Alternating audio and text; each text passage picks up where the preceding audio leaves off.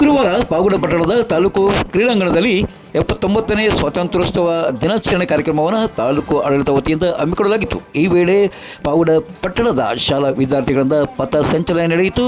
ಧ್ವಜಾರೋಹಣವನ್ನು ಸ್ವೀಕರಿಸಿ ತಾಲೂಕಿನ ಶಾಸಕರಾದ HB ವೆಂಕಟೇಶ್ ಕಾರ್ಯಕ್ರಮವನ್ನು ಕುರಿತು ಮಾತನಾಡಿದ್ದು ಹೀಗೆ. 9 ವರ್ಷಗಳ ನಂತರ ನಾವು ಹೆಂಗೆ ಬದಲಾವಣೆ ಆಗಿದ್ದೀವಿ ಅಂತೇಳಿ ಈ ಹುಡುಗರು ನೋಡಿದ್ರೆ, ಈ ಉತ್ಸಾಹ ನೋಡಿದ್ರೆ ಗೊತ್ತಾಗುತ್ತೆ.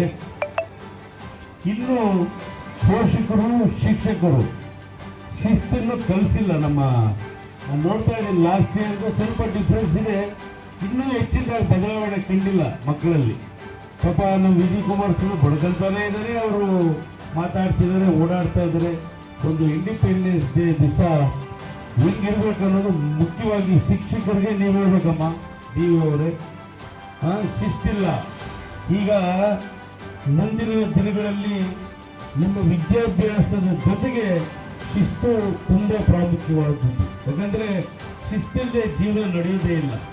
ಶಿಸ್ತಿರ್ಬೇಕು ಮಕ್ಕಳಿಗೆ. ಆ ಶಿಸ್ತನ್ನು ಮುಖ್ಯವಾಗಿ ತಾವು ಕಲಿಬೇಕು. ಯಾಕಂದರೆ ದೇಶ ಭಾರೀ ಫಾಸ್ಟಾಗಿ ಓಡ್ತಾ ಇದೆ. ನಮ್ಮ ದೇಶ ಇಷ್ಟು ಫಾಸ್ಟಾಗಿರೋ ಜನ್ರೇಷನಲ್ಲಿ ನೀವು ತುಂಬ ಇನ್ನೂ ಆ್ಯಕ್ಟಿವ್ ಆಗಿದ್ದರೆ ನಿಮ್ಮ ಭವಿಷ್ಯಕ್ಕೆ ಒಳ್ಳೆಯ ದಾರಿ ಸಿಗುತ್ತೆ ಅಂತ ಅಂದ್ಕೊಂಡಿದ್ದೀವಿ. ಯಾಕಂತಂದರೆ ತುಮಕೂರಿಗೂ ಪಾವಗಡಗೂ ಡಿಫ್ರೆನ್ಸ್ ಏನು, ಪಾವಗಡಗೂ ಹಳ್ಳಿಗಳಿಗೂ ಡಿಫ್ರೆನ್ಸ್ ಏನು ಅನ್ನೋದು ನಾವು ಮಕ್ಕಳು ನೋಡಿದ್ರೆ ಗೊತ್ತಾಗ್ಬಿಡುತ್ತೆ. ಈಗ ನೋಡಿ, ನಾವೆಲ್ಲ ಹಳ್ಳಿಗಳಲ್ಲಿ ಓದ್ಕೊಂಡು ಬಂದು ಒಳ್ಳೆ ಅಧಿಕಾರಿಗಳಾಗಿ ಉನ್ನತ ಹುದ್ದೆಯನ್ನು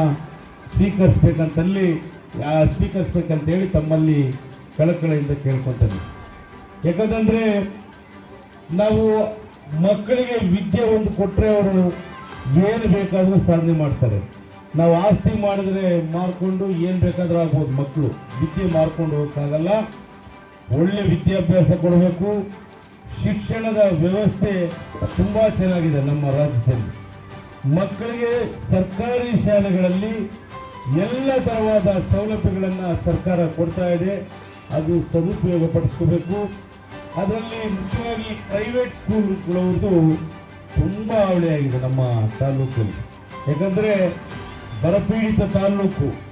ಇಂಥ ತಾಲೂಕಲ್ಲಿ 30-40 ಸಾವಿರಗಳು ಡೊನೇಷನ್ ತೊಗೊಳ್ತಿದ್ದಾರೆ 8th to 9th ಸ್ಟ್ಯಾಂಡರ್ಡ್ ಮಕ್ಕಳಿಗೆಲ್ಲ. ಇದನ್ನು ಸ್ವಲ್ಪ ಕಡಿವಾಣ ಹಾಕ್ಬೇಕಮ್ಮ ಅವರೇ. ಯಾಕಂದರೆ ಈಗ KPS ಶಾಲೆಗಳನ್ನು 4 KPS ಶಾಲೆ ಮಂಜೂರು ಮಾಡ್ತಿದ್ದೀವಿ, ಕರ್ನಾಟಕ ಪಬ್ಲಿಕ್ ಸ್ಕೂಲ್. ಇವಾದರೆ ಆವ ಪಂಚಾಯತಿಯಲ್ಲಿ ಎಲ್ಲ ಪಂಚಾಯತಿ ಹೆಡ್ ಕ್ವಾರ್ಟರ್ ಒಂದು ಶಾಲೆ ಬಿಟ್ಟು ಉಳಿದ ಎಲ್ಲ ಹಳ್ಳಿಗಳಲ್ಲಿರೋ ಶಾಲೆಗಳೆಲ್ಲ ಬಂದ್ ಮಾಡಿಸಿ ಒಂದು ಕಡೆ ಒಳ್ಳೆ ಗುಣಮಟ್ಟದ ವಿದ್ಯಾಭ್ಯಾಸವನ್ನು ಕೊಡಲಿಕ್ಕೆ ಟೀಚರ್ಸ್ ಶಾರ್ಟೇಜ್ ಇರಲ್ಲ. ಒಂದೇ ಕಡೆ. ಆಮೇಲೆ ಅಂಗನವಾಡಿ ಸಹಾಯಕರು ಇರ್ತಾರಲ್ಲ ಶಾಲೆಗಳಲ್ಲಿ, ಅವರೇ ಕರ್ಕೊಂಡು ಬಂದು ಮಕ್ಕಳನ್ನ ಆ ಒಂದು ಪಂಚಾಯತಿ ಹೆಡ್ ಕ್ವಾರ್ಟರ್ಲಿ KPS ಶಾಲೆಯಲ್ಲಿ ಅವತ್ತು ಸ್ಕೂಲ್ ಕರ್ಕೊಂಡು ಹೋಗೋದವ್ರೆ, ಕರ್ಕೊಂಬರೋದವ್ರೆ. ಬಸ್ಸಿನ ಸೌಲಭ್ಯನೂ ಸಹ ನಾವು ಸರ್ಕಾರದಿಂದ ಮಾಡಬೇಕಂತೇಳಿ ನಿರ್ಧಾರ ಮಾಡಿದ್ದಾರೆ ಮಾನ್ಯ ಮಧು ಬಂಗಾರಪ್ಪ ಅವರು. ಹಾಗಾಗಿ ನಮ್ಮ ತಾಲೂಕಿನಲ್ಲಿ ಹಿಂದಿನ ವರ್ಷ 78ನೇ ವರ್ಷದಲ್ಲಿ ನಾನು ಏನೇನು ಆಶ್ವಾಸನೆಗಳು ಕೊಟ್ಟಿದ್ದೀನಿ ಎಲ್ಲ ಈಡೇರಿಸಿದ್ದೀನ ಇಲ್ವಾ? ತಹಶೀಲ್ದಾರ್ DN ವರದರಾಜು 79ನೇ ಸ್ವಾತಂತ್ರ್ಯೋತ್ಸವ ದಿನಾಚರಣೆ ಕಾರ್ಯಕ್ರಮದಲ್ಲಿ ಶುಭಾಶಯಗಳನ್ನು ಕೋರಿದ್ದಾರೆ. ಬನ್ನಿ ಹೊಸ ಚಿಂತನೆಗಳೊಂದಿಗೆ, ಹೊಸ ಆದರ್ಶಗಳೊಂದಿಗೆ, ಹೊಸ ಸಂಕಲ್ಪದೊಂದಿಗೆ, ಹೊಸದೊಂದು ಸಾಧನೆಯನ್ನು ಸಾಧಿಸುವ ಛಲ ಮತ್ತು ಗುರಿಯೊಂದಿಗೆ ಉತ್ತಮ ಸಮಾಜವನ್ನು ನಿರ್ಮಿಸುವ ಸಂಕಲ್ಪ ಈಗಿನಿಂದಲೇ ಮಾಡೋಣ.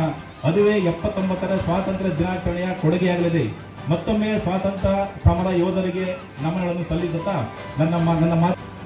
ಇನ್ನು ಇದೇ ಒಂದು ಸಂಭ್ರಮದ ದಿನಾಚರಣೆ ಅಂಗವಾಗಿ ನೂತನ EO BK ಉತ್ತಮ್ ಅವರು ಮಾತನಾಡಿದ್ದಾರೆ. ಕರ್ಮ ಕ್ರಿಯೆ ಮುಖಾಂತರ ನಾವು ಸಂದೇಶವನ್ನು ಕೊಡಬೇಕಾಗಿದೆ. 79ನೇ ಸ್ವಾತಂತ್ರ್ಯ ದಿನಾಚರಣೆಯ ದಿವಸ ನಾವು ಶಾಸಕರ ಅಧ್ಯಕ್ಷತೆಯಲ್ಲಿ ಒಂದು ಪ್ರತಿಜ್ಞೆಯನ್ನು ಮಾಡೋಣ.